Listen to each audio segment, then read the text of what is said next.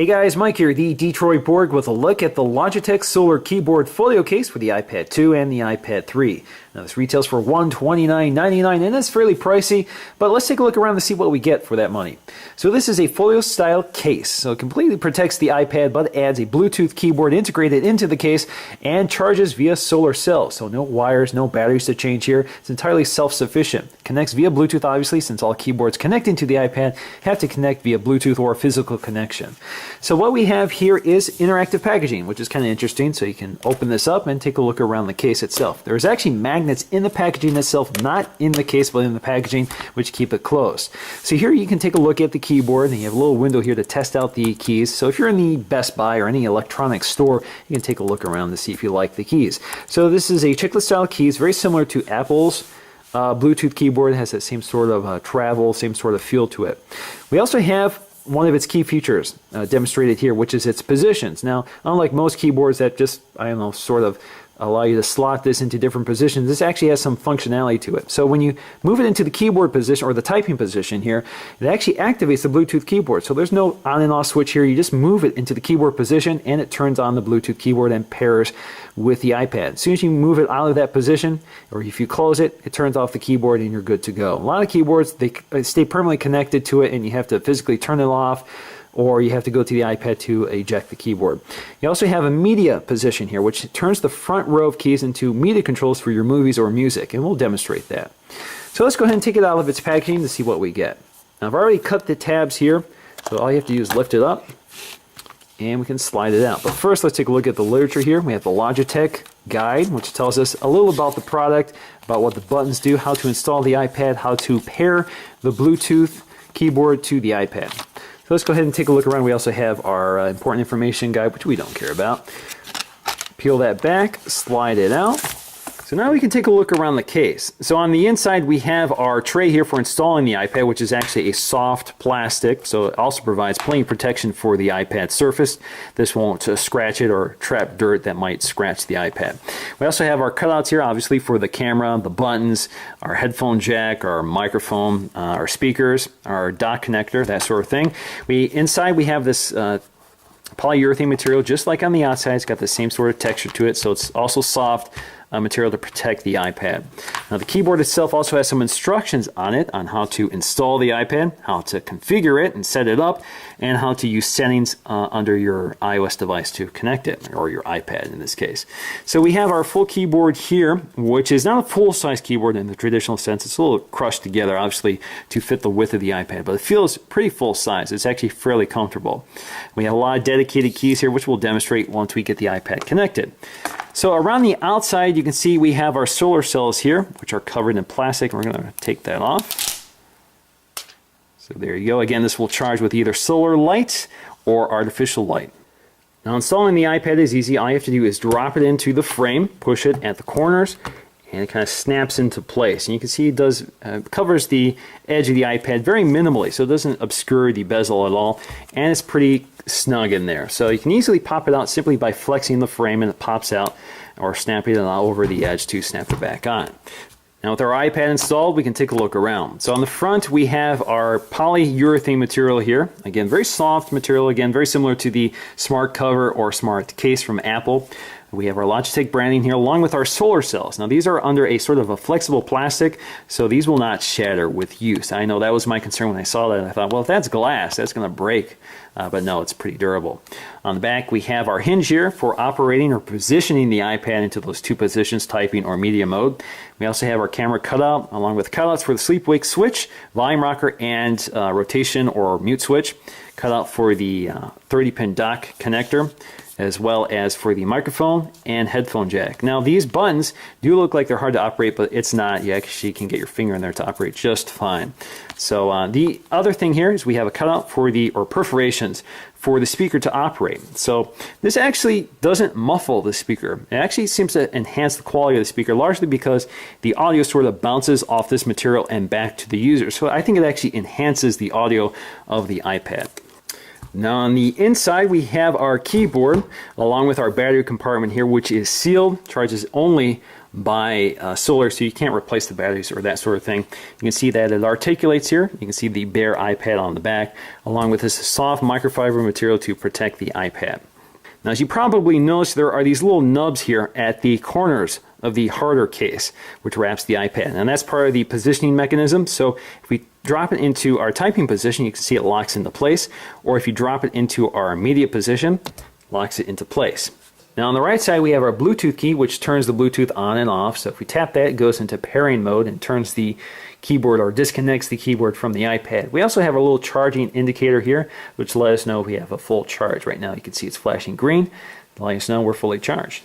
Now the first thing we need to do in order to use the Bluetooth keyboard is to pair it to the iPad. So the first thing we want to do is go to Settings, go to our Bluetooth control, make sure it's turned on. And now it's going to detect our device here. So it sees the Logitech Solar KB Folio case. I'm going to press the Bluetooth pairing button on the side of the case. We're going to tap that. And now we're connected. So that's all there is to it. So I can start using my case. In fact, I can press the home button to take me right to the home screen. So let's go ahead and go to Notes and start typing something. Now this also means I can easily turn off the keyboard simply by moving it out of position. So for example, you can see that the virtual keyboard will pop up once it's disconnected. So it may take a second or two. Now this allows me to basically rotate this around, use it like a Folio style case. So I can have basically the keyboard on the back of the iPad while I'm gripping it. And you can see I'm typing on it, nothing's happening. And I can continue to use my virtual keyboard. Now if I want to reconnect to the keyboard, all I have to do is position it back into place, drop it into its slot, and we're good to go. Now in the top row of keys we have these functions which are highlighted in red, which are operated when holding this function button in the lower left corner. So one of them is the home button, which we're pretty familiar with. So if you tap home, it brings you to our home screen. Now the home button also operates as you would expect it. So if you tap, double tap it, brings you to the launcher. Tap it once, brings you back. If you tap it again, brings you back to search or whatever you have that function as. You can also tap and hold. Hello Siri. Hi, Michael. So it brings you to Siri. Now we also have our search function here again, so you have to hold the FN or function button and search, so it brings you to search. Number 2 here, let's bring us back to home. Number 2 here is the keyboard language, so you can cycle between the keyboard languages there. We also have our virtual keyboard here, so if we go back to our notes here, if you tap function keyboard, brings up the virtual keyboard, so it doesn't disconnect from the physical keyboard. You have both keyboards now, so if you want that option, that's your choice as well. So you can split that, bring it back together, so there you go. You can hide that again. Now function 4 allows you to select text, so you can select words left to right. And we also have our cut copy item, so let's select some text here. We can cut that, we can paste it, or we can also do Command All and Command or function 7 to copy that. And let's go to Enter, and let's do Command V to paste. Oops. Command V to paste, not function V. So you get the idea here. So you actually have some redundancies here in terms of those cut copy functions. We also have our media controls here. So we can play, whoops, function play. And you can increase the volume. Oh, function volume. And function mute to mute it. Pause, so you don't have a fast forward or skip button. And you can also lock the iPad. Or you can wake it up. There you go. Now we also have our media position here. So the buttons down here now become media controls. Now one of the buttons here is our photo frame mode, which activates the slideshow function of the iPad. So it takes about a minute here. There you go. Take you out of that. You also have the option to invoke your virtual keyboard. So obviously when you're in this position, you can't use the physical keyboard, but you still have to stay connected to the keyboard in order for it to work. Now we also have some of our media controls down here. So if you click play on the space bar or pause, it will play or stop our music. And you can also skip ahead or skip all the way ahead to a different track. And of course you can reverse that. Now you also have your volume controls here. So you have volume up or volume down and mute.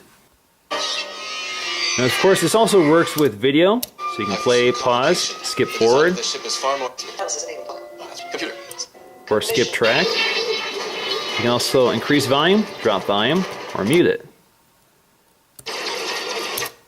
Now in terms of size comparison between this and the Bluetooth Apple keyboard, you can see obviously there is quite a bit more room here. So buttons are a little more spread apart, the buttons are a little larger, and you have a few more of them. So you get a little more real estate here to work with. Now with this, they've sort of consolidated some buttons, in particular some punctuation, but otherwise it feels like a full-size keyboard. In fact, unless you compare them side by side, this feels just as comfortable as a full-size keyboard. I can definitely use this for a long period of time without worry, but of course some keys and functions have been changed, so you do have to get used to that.